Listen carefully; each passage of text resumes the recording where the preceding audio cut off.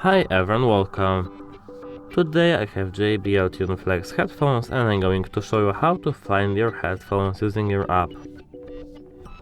So at first we have to open our app. Now we have to click on our headphones. Now we have to scroll down until we see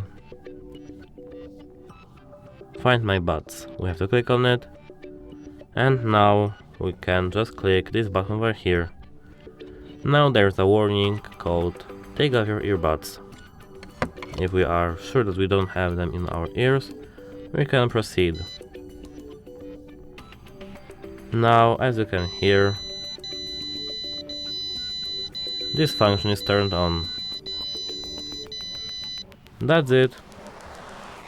Hope it helps you and hope you can find your earbuds now. That's it. Hope it helps you. Goodbye.